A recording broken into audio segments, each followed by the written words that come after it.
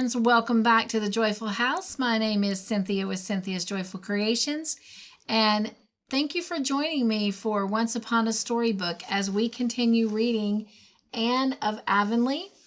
Today we are going to be reading chapter 26, Around the Bend, and chapter 27, An Afternoon at the Stone House. Around the Bend. Thomas Lynn faded out of life as quietly and unobtrusively as he had lived it. Well, that's sad to start off. His wife was a tender, patient, unwearied nurse. Sometimes Rachel had been a little hard on her Thomas in health, when his slowness or meekness had provoked her. But when he became ill, no voice could be lower, no hand more gently skilled, no vigil more uncomplaining. "You've been a good wife to me, Rachel," he once said simply when she was sitting by him in the dusk, holding his thin, blanched old hand in her work-hardened one. "A good wife. I'm sorry I ain't leaving you better off, but the children will look after you. They're all smart, capable children, just like their mother, a good woman." He had fallen asleep then, and the next morning, just as the white dawn was creeping up over the pointed firs in the hollow, Marilla went softly into the east gable and awakened Anne. "Anne, Thomas Lynn is gone. Their hired boy just brought the word. I'm going right down to Rachel." On the day after Thomas Lynn's funeral, Marilla went about Green Gables with a strangely preoccupied air. Occasionally she looked at Anne, seemed on the point of saying something, then shook her head and buttoned up her mouth. After tea she went down to see Rachel, and when she returned, she went to the east gable where Anne was correcting school exercises. "How is Miss Lynn tonight?" asked the latter. "She's feeling calmer and more composed," answered Marilla, sitting down on Anne's bed, a proceeding which betokened some unusual mental excitement, for in Marilla's code of household ethics, to sit on a bed after it was made up was an unpardonable offense. "But she's very lonely. Eliza has to go home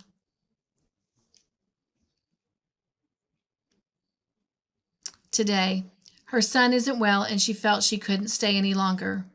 "Well, I've finished these exercises. I'll run down and chat a while with Miss Lynn," said Anne. "I had intended to study some Latin compositions tonight, but it can wait." "I suppose Gilbert Blythe is going to college in the fall," said Marilla jerkily. "How would you like to go too, Anne?" Anne looked up in astonishment. "I would like it, of course, Marilla, but it isn't possible." "I guess it can be made possible. I've always felt that you should go. I've never felt easy to think you were giving it all up on my account." "But Marilla, I've never been sorry for a moment that I stayed home. I've been so happy. Oh, these past 2 years have just been delightful." "Oh, yes, I know you've been contented enough, but that isn't the question exactly. You ought to go on with your education. You've saved enough to put you through 1 year at Redmond, and the money the stock brought in will do for another year. And there's scholarships and things you might win." "Yes, but I can't go, Marilla. Your eyes are better, of course, but I can't leave you alone with the twins. They need so much looking after." "I won't be alone with them. That's what I want to discuss with you. I had a long talk with Rachel tonight, Anne. She's feeling dreadful bad over a good many things. She's not left very well off. It seems they mortgaged the farm 8 years ago to give the youngest boy a start when he went west, and they've never been able to pay much more than the interest since. And then, of course, Thomas' illness has cost a good deal one way and another. The farm will have to be sold, and Rachel thinks there'll be hardly anything left after the bills are settled. She says she'll have to go and live with Eliza, and it's breaking her heart to think of leaving Avonlea. A woman of her age doesn't make new friends and interests easy. And Anne, as she talked about it, the thought came to me that I would ask her to come and live with me, but I thought that I ought to talk it over with you first before I said anything to her. If I had Rachel living with me, you could go to college. How do you feel about that?"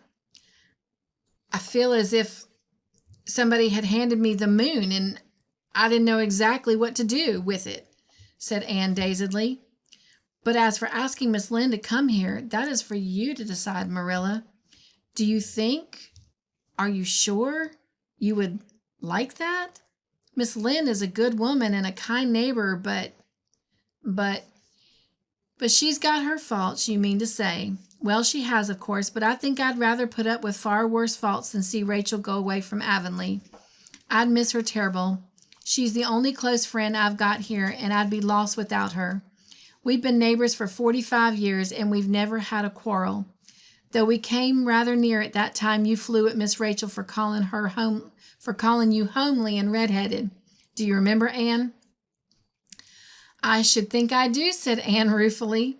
People don't forget things like that. How I hated poor Miss Rachel at that moment. And then that apology you made her. Well, you were a handful in all conscience, Anne. I did feel so puzzled and bewildered how to manage you. Matthew understood you better. Matthew understood everything, said Anne softly, as she always spoke of him. Well, I think it could be managed so that Rachel and I wouldn't clash at all. It always seemed to me that the reason two women can't get along in one house is that they try to share the same kitchen and get in each other's way. Now, if Rachel came here, she would have the north gable for her bedroom and the spare room for a kitchen as well as not, for we don't really need a spare room at all. She could put her stove there and what furniture she wanted to keep and be real comfortable and independent. She'll have enough to live on, of course, but her children will see to that. So all I'd be giving her would be a house room. Yes, Anne, far as I'm concerned, I'd like it. Then ask her, said Anne promptly. I'd be very sorry myself to see Miss Rachel go away. And if she comes, continued Marilla, you can go to college as well as not. She'll be company for me, and she'll do for the twins, which I can't do. So there's no reason in the world why you shouldn't go. Anne had a long meditation at her window that night. Joy and regret struggled together in her heart. She had come at last, suddenly and unexpectedly, to the bend in the road, and college was around it, with 100 rainbow hopes and visions. But Anne realized as well that when she rounded that curve, she may leave many sweet things behind. All the little simple duties and interests which had grown so dear to her in the past 2 years, and which she had glorified into beauty and delight by the enthusiasm she had put into them. She must give up her school. She loved every one of her pupils, even the stupid and naughty ones. Oh my gosh. The mere thought of Paul Irving made her wonder if Redmond were such a name to conjure with after all. I've put out a lot of little roots over the 2 years, Anne told the moon, and when I've pulled up, they're going to hurt a great deal. But it's best to go, I think, and as Marilla says, there's no good reason why I shouldn't. I mustn't get all of my ambitions and dust them. I must get out all my ambitions and dust them. Anne sent in her resignation the next day, and Miss Rachel, after a heart-to-heart talk with Marilla, gratefully accepted the offer of a home at Green Gables. She elected to remain in her own house for the summer, however. The farm was not to be sold until the fall, and there were many arrangements to be made. I certainly never thought of living as far off the road as Green Gables, sighed Miss Rachel to herself. But really, Green Gables doesn't seem as out of the world as it used to. Anne has a lot of company, and the twins make it real lively. And anyhow, I'd rather live at the bottom of a well than leave Avonlea. These two decisions being noised abroad speedily ousted the arrival of Mrs. Harrison in popular gossip. Sage heads were shaken over Marilla Cuthbert's rash step in asking Miss Rachel to live with her. People opined that they wouldn't get on together. They were both too fond of their own way, and many doleful predictions were made, none of which disturbed the parties in question at all. They had come to a clear and distinct understanding of the respectful duties and rights of their new arrangements and meant to abide by them. I won't meddle with you, nor you with me, Miss Rachel had said decidedly. And as for the twins, I'll be glad to do all I can for them, but I won't undertake to answer Davy's questions. That's what. I'm not an encyclopedia. Neither am I a Philadelphia lawyer. You'll miss Anne for that. Sometimes Anne's answers were about as queer as Davy's questions, said Marilla dryly. The twins will miss her and no mistake, but her future can't be sacrificed to Davy's thirst for information. When he asks questions I can't answer, I'll just tell him children should be seen and not heard. That was how I was brought up, and I don't know but what it was just as good a way as all those newfangled notions for training children. Well, Anne's method seemed to have worked fairly Well, with Davy, said Miss Lynde smilingly, he is a reformed character, that's what. He isn't a bad little soul, conceded Marilla. I never expected to get as fond of those children as I have. Davy gets round you somehow, and Dora is a lovely child, although she is kind of monotonous. Exactly, supplied Miss Rachel. Like a book where every page is the same, that's what. Dora will make a good, reliable woman, but she'll never set the pond on fire. Well, that sort of folks are comfortable to have around, even if they're not as interesting as the other kind. Gilbert Blythe was probably the only person to whom the news of Anne's resignation brought unmixed pleasure. Her pupils looked upon it as a sheer catastrophe. Annetta Bell had hysterics when she went home. Anthony Pye fought 2 pitched and unprovoked battles with other boys by way of relieving his feelings. Barbara Shaw cried all night, and Paul Irvin defiantly told his grandmother that she needn't expect him to eat any porridge for a week. I can't do it, Grandma, he said. I don't really know if I can eat anything. I feel as if there was a dreadful lump in my throat. I've cried coming home from school if Jake Donnell hadn't been watching me. I'd have cried coming home from school if Jake Donnell hadn't been watching me. I believe I'll cry after I go to bed. It wouldn't show in my eyes tomorrow, would it? And it wouldn't be such a relief, but anyway, I can't eat porridge. I'm going to need all my strength of mind to bear up against this, Grandma, and I won't have any left to grapple with porridge. Oh, Grandma, I don't know what I'll do when my beautiful teacher goes away. Milty Bolter says he bets Jane Andrews will get the school. I suppose Miss Andrews is very nice, but I know she won't understand things like Miss Shirley. Diana also took a very pessimistic view of affairs. It will be horribly lonesome here next winter, she mourned. One twilight when the moonlight was raining airy silver through the cherry boughs and filling the east gable with a soft dreamlike radiance in which the 2 girls sat and talked. Anne on her low rocker by the window, Diana sitting Turk fashion on the bed. You and Gilbert will be gone, and the Allens too. They're going to call Mr. Allen to Charlottetown, and of course he'll accept. It's too mean. We'll be vacant all winter, I suppose, and have to listen to a long string of candidates, and half of them won't be any good. I hope they won't call Mr. Baxter from East Grafton here anyhow, said Anne decidedly. He wants the call, but he does preach some gloomy sermons. Mr. Bell says he's a minister of the old school, but Miss Lynde says there's nothing whatever the matter with him but indigestion. His wife isn't a very good cook, it seems, and Miss Lynde says that when a man has to eat sour bread 2 weeks out of 3, his theology is bound to get a kink in it somewhere. Miss Allen feels very badly about going away. She says everybody has been so kind to her since she came here as a bride that she feels as if she were leaving lifelong friends. And then there's the baby's grave, you know. She says she doesn't see how she can go away and leave that. It was such a little mite of a thing and only 3 months old, and she says she's afraid it will miss its mother, although she knows better and wouldn't say so to Mr. Allen for anything. She says she slipped through the birch grove back of the manse nearly every night to the graveyard and sung a lullaby to it. She told me all about it last evening when I was up putting up some of those early wild roses on Matthew's grave. I promised her that as long as I was in Avonlea, I would put flowers on the baby's grave, and when I was away, I felt sure that I would do it, supplied Diana heartedly. Of course I will, and I'll put them on Matthew's grave too, for your sake, Anne. Oh, thank you. I meant to ask you to, if you would, and on little Hester Gray's too. Please don't forget hers. Do you know I've thought and dreamed so much about little Hester Gray that she has become strangely real to me. I think of her back there in her little garden in that cool, still green corner, and I've a fancy that if I could steal back there some spring evening, just at the magic time twixt light and dark, and tiptoe so softly up the beech hill that my footsteps could not frighten her, I would find the garden just as it used to be, all sweet with June lilies and early roses, with the tiny house beyond it all hung with vines, and little Hester Gray would be there with her soft eyes and the wind ruffling her dark hair, wandering about, putting her fingertips under the chins of the lilies and whispering secrets with the roses. And I would go forward, oh softly, and hold out my hands and say to her, little Hester Gray, won't you let me be your playmate, for I love the roses too. And we would sit down on the old bench and talk a little and dream a little, or just be beautifully silent together. And then the moon would rise and I would look around me. and there would be no Hester Gray and no little vine-hung house and no roses, only an old waste garden starred with June lilies amid the grasses and the wind sighing oh so sorrowfully in the cherry trees. And I would not know whether it had been real or if I had just imagined it all. Diana crawled up and got her back against the headboard of the bed. When your companion of twilight hour said such spooky things, it was just as well not to be able to fancy that there was anything behind you. I'm afraid the Improvement Society will go down when you and Gilbert are both gone, she remarked dolefully.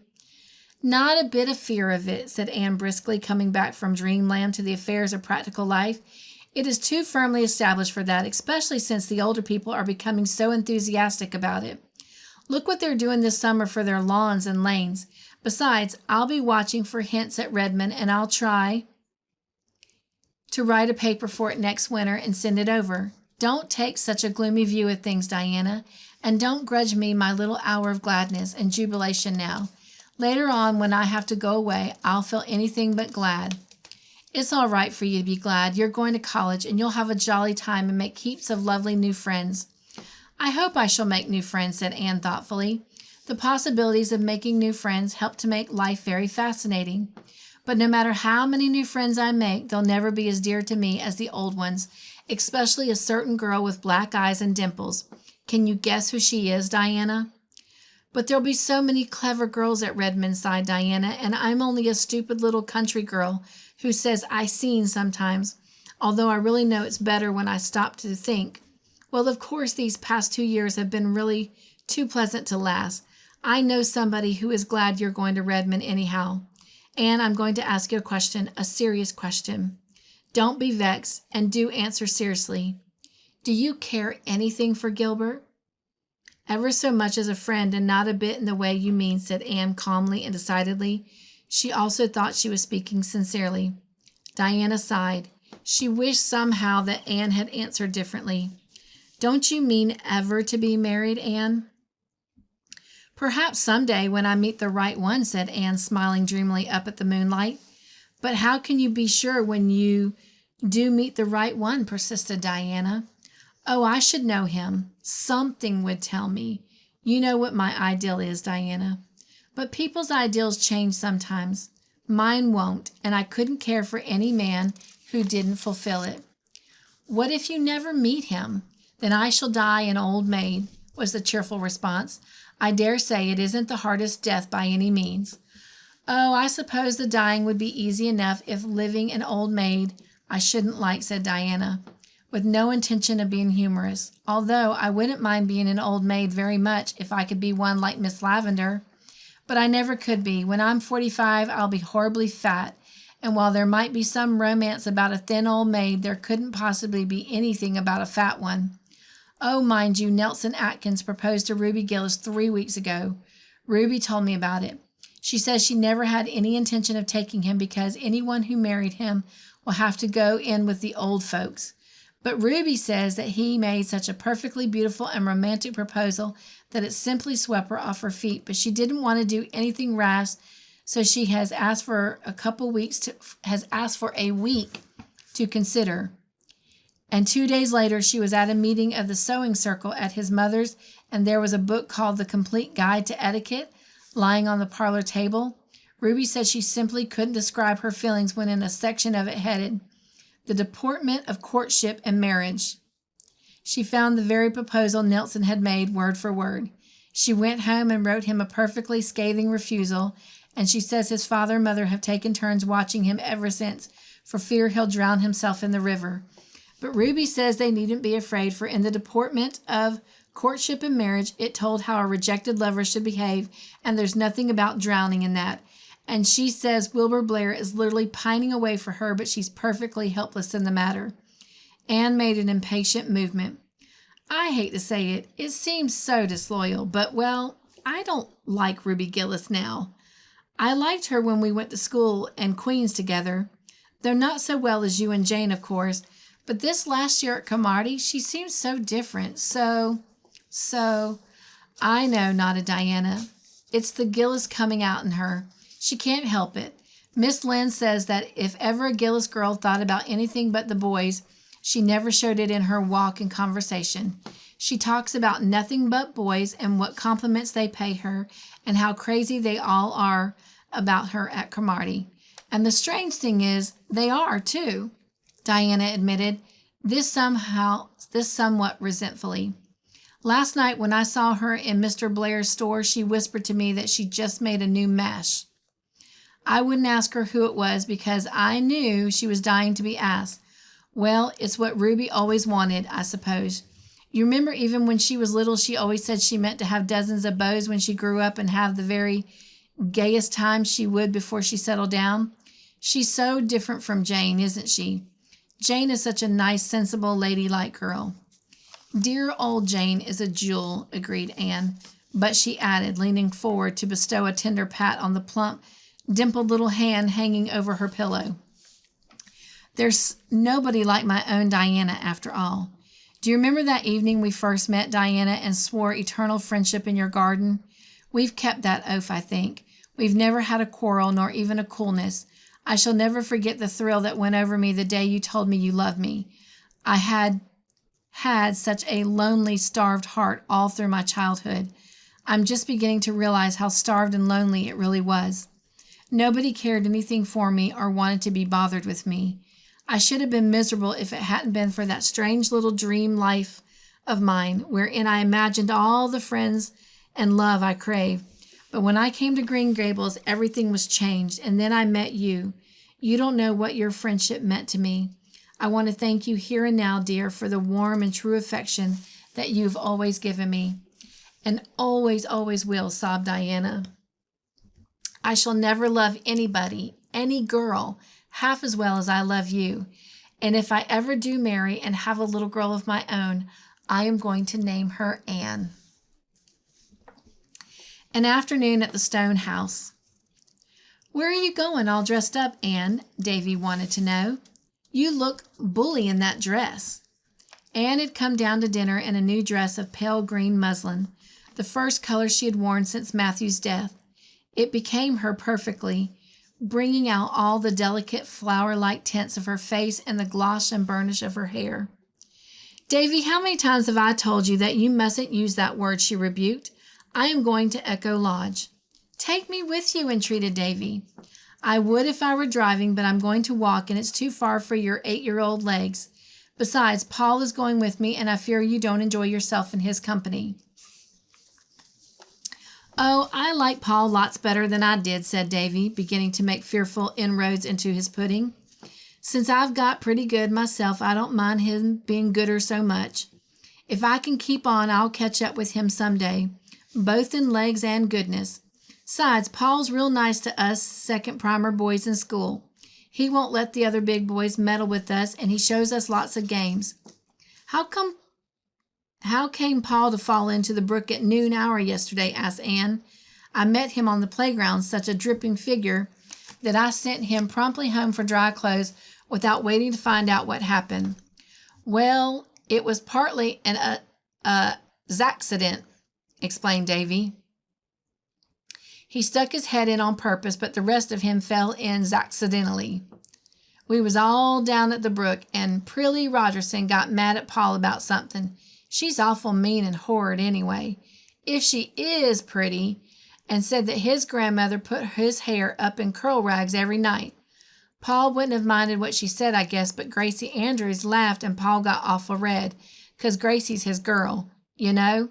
He's clean gone on her. Brings her flowers and carries her books as far as the shore road. He got as red as a beet and said his grandmother didn't do any such thing and his hair was born curly. And then he lay down on the bank and stuck his head right into the spring to show them. Oh, it wasn't the spring we drink out of, seeing a horrified look on Marilla's face. It was a little one lower down, but the bank's awful slippy and Paul went right in. I tell you, he made a bully splash. Oh, Anne, I didn't mean to say that. It just slipped out before I thought. He made a splendid splash, but he looked so funny when he crawled out all wet and muddy. The girls laughed more than ever, but Gracie didn't laugh. She looked sorry. Gracie's a nice girl, but she's got a snub nose.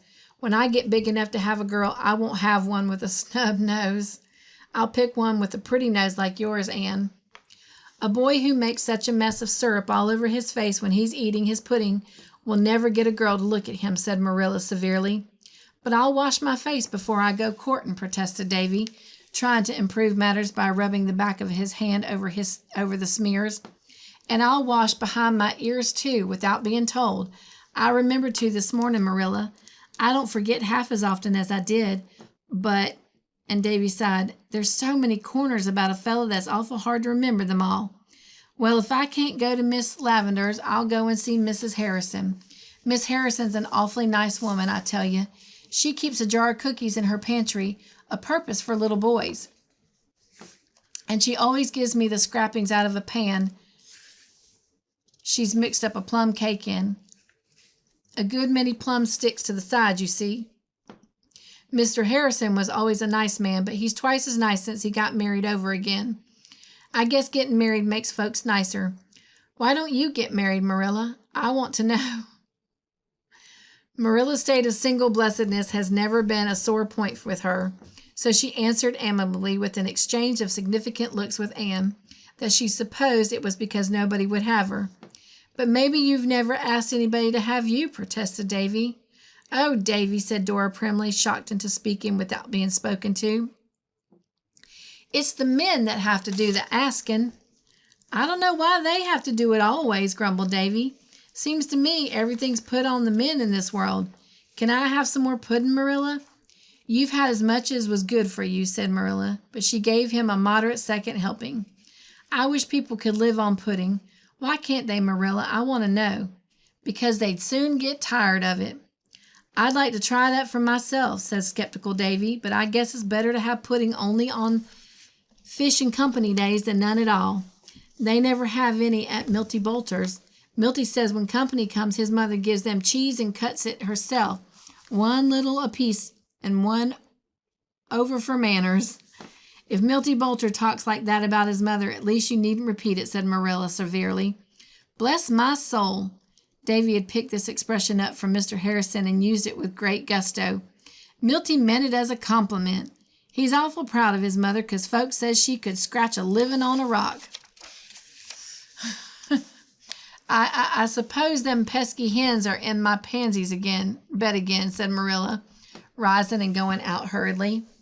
The slandered hens were nowhere near the pansy bed, and Marilla did not even glance at it. Instead, she sat down on the cellar hatch and laughed until she was ashamed of herself.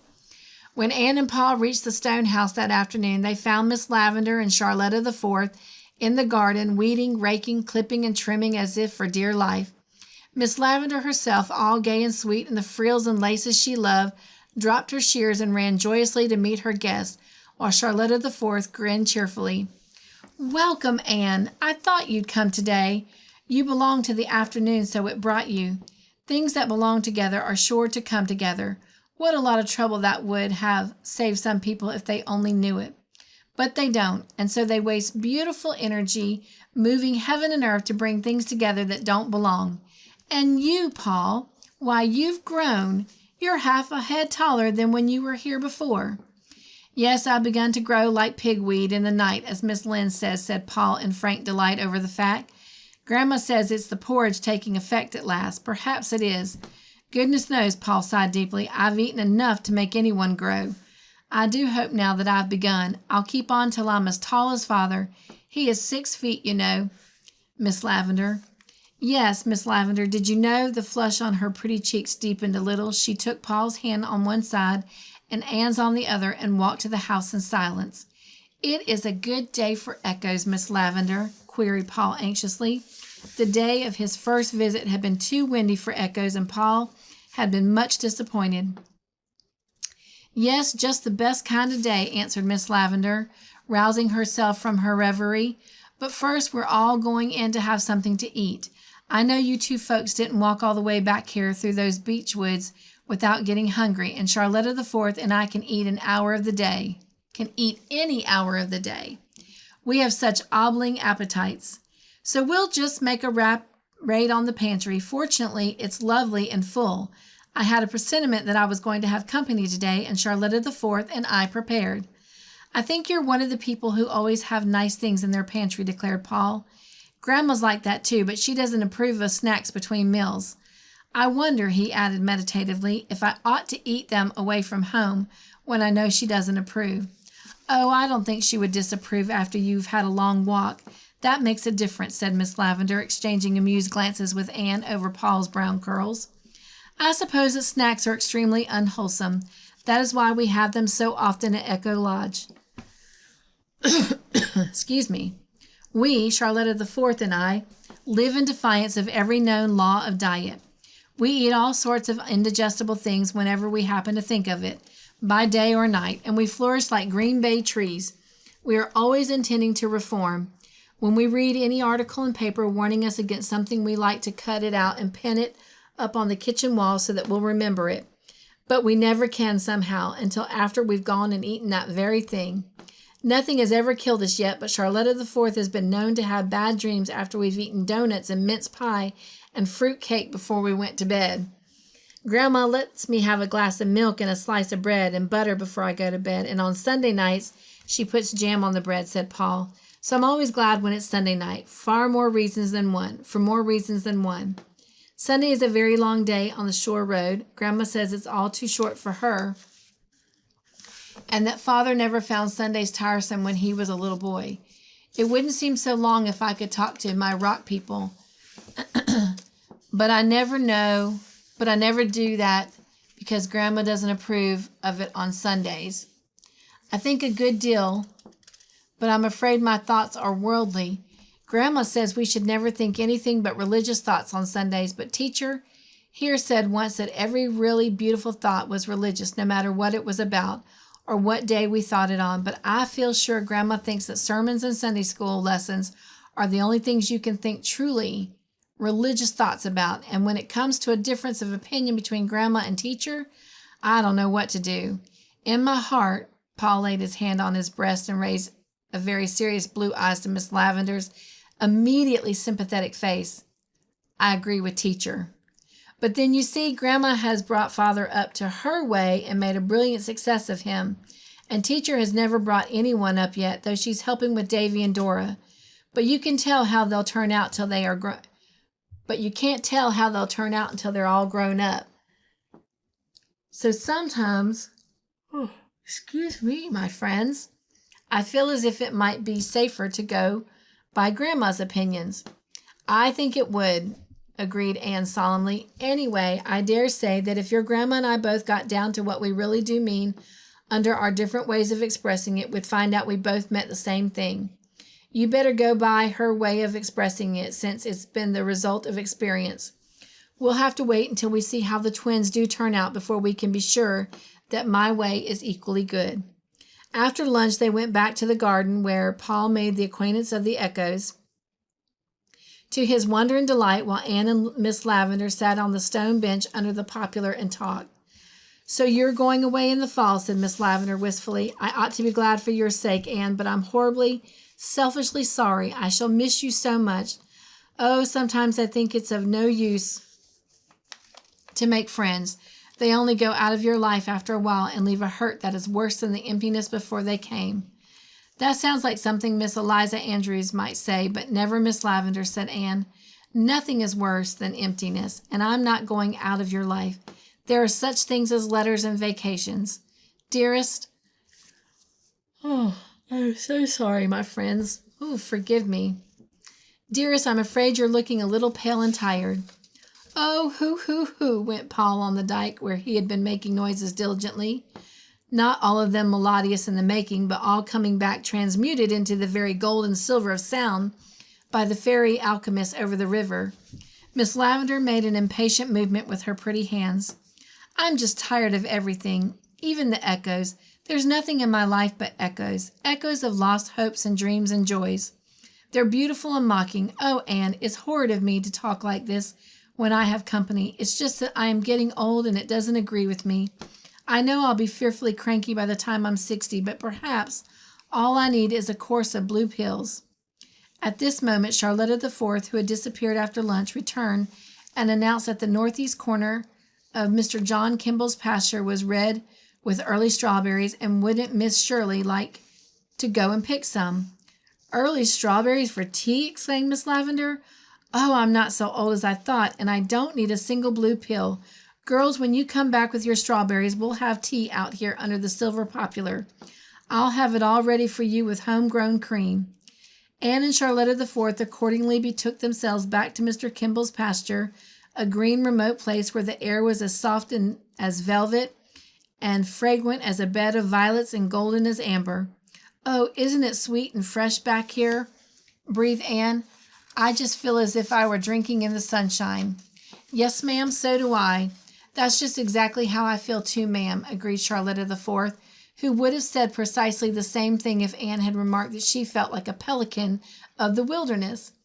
Always after Anne had visited Echo Lodge, Charlotta the Fourth mounted to her little room over the kitchen and tried before her looking glass to speak and look and move like Anne.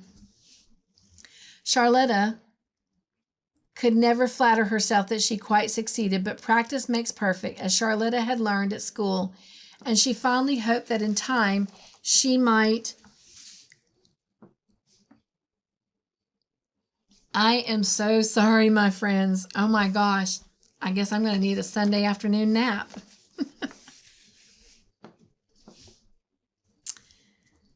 Charlotta could never flatter herself that she quite succeeded, but practice makes perfect, as Charlotta had learned at school, and she fondly hoped that in time she might catch the trick of that dainty uplift of chin, that quick, starry outflashing of eyes, that fashion of walking as if you were a bough swaying in the wind.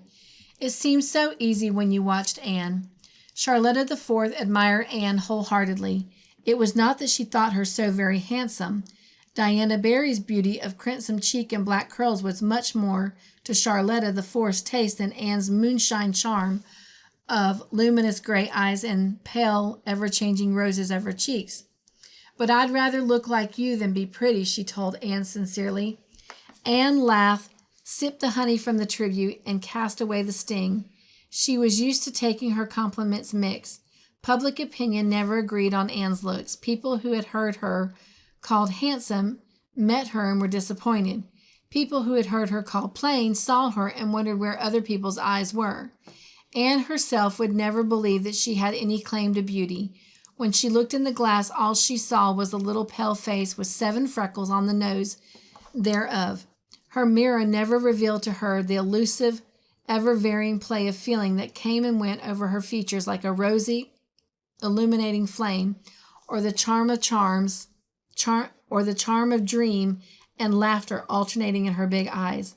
While Anne was not beautiful in any strictly defined sense of the word, she possessed a certain evasive charm and distinction of appearance that left beholders with a pleasurable sense of satisfaction in that softly rounded girlhood of hers, with all its strongly felt potentialities.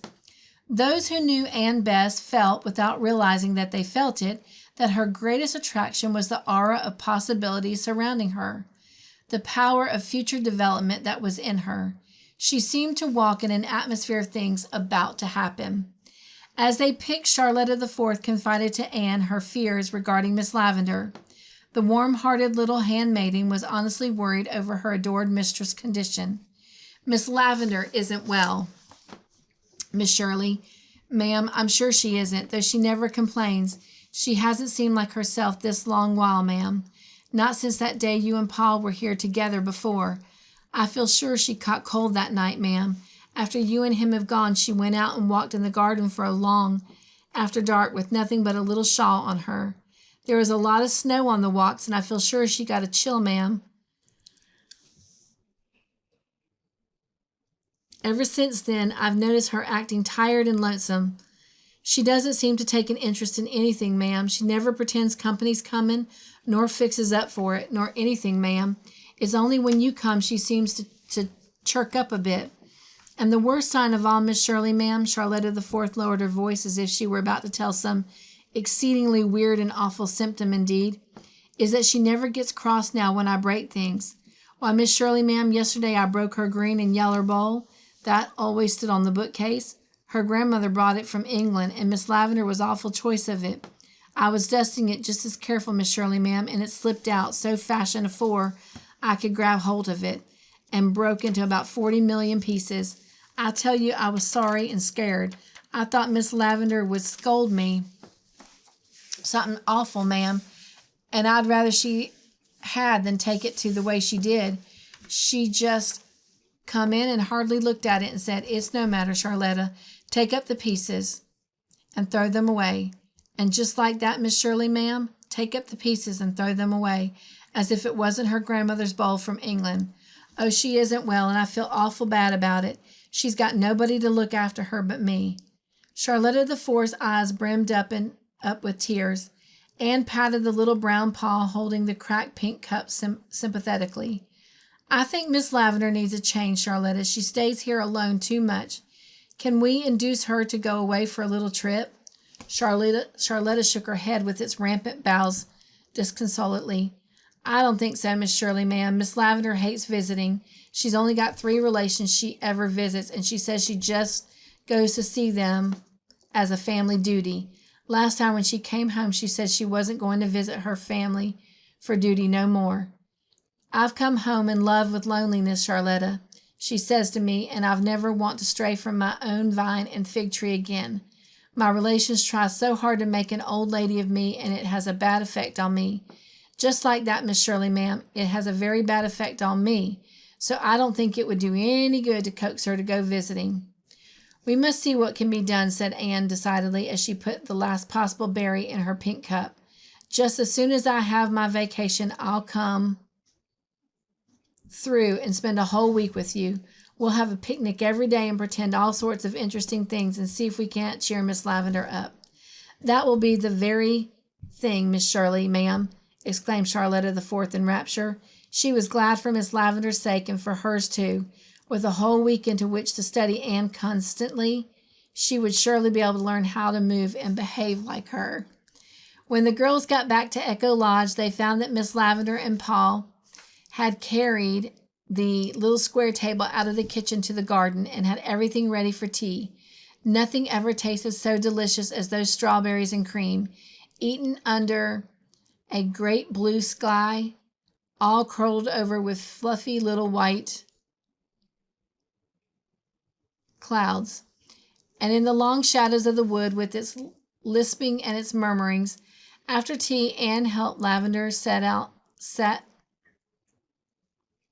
After tea, Anne helped Charlotta wash the dishes in the kitchen while Miss Lavender sat on the stone bench with Paul and heard all about his rock people. She was a good listener, this sweet Miss Lavender, but just as the last it struck Paul that she had suddenly lost interest in the twin sailors. "Miss Lavender, why do you look at me like that?" he asked gravely. "How do I look, Paul?" "Just as if you were looking through me at somebody I put you in mind of," said Paul, who had such occasional flashes of uncanny insight that it wasn't quite safe to have secrets when he was about. "You do put me in mind of somebody I knew long ago," said Miss Lavender dreamily. "When you were young." "Yes, when I was young. Do I seem very old to you, Paul?" "Do you know, I can't make up my mind about that," said Paul confidentially. "Your hair looks old. I never knew a young person with white hair, but your eyes are as young as my beautiful teacher's when you laugh. I tell you what, Miss Lavender," Paul's voice and face were as solemn as a judge's, "I think you would make a splendid mother. You have just the right look in your eyes, the look my little mother always had. I think it's a pity you haven't any boys of your own." "I have a little dream boy, Paul." "Oh, have you really? How old is he?" "About your age, I think. He ought to be older because I dreamed him long before you were born, but I'll never let him get any older than 11 or 12 because if I did, someday he might grow up altogether and then I'd lose him." "I know," nodded Paul. "That's the beauty of dream people. They stay any age you want them. You and my beautiful teacher and me myself are the only folks in the world that I know of that have dream people. Isn't it funny and nice we should all know each other? But I guess that kind of people always find each other out.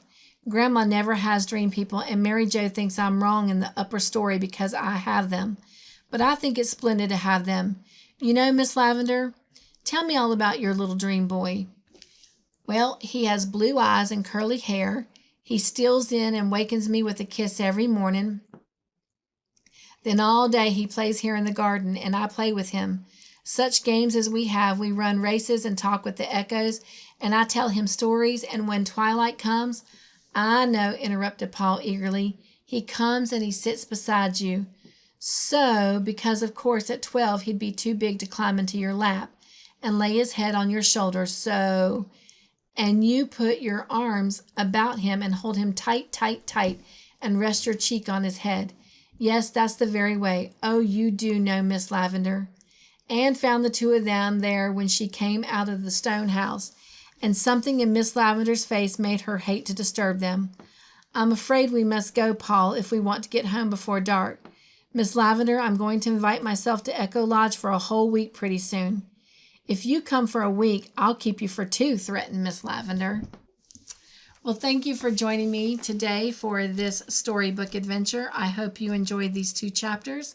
I look forward to being here with you next week, but until then, be joyful, my friends. Stay crafty in your own way. Make your own joyful creation. Nugs and joy. Mwah.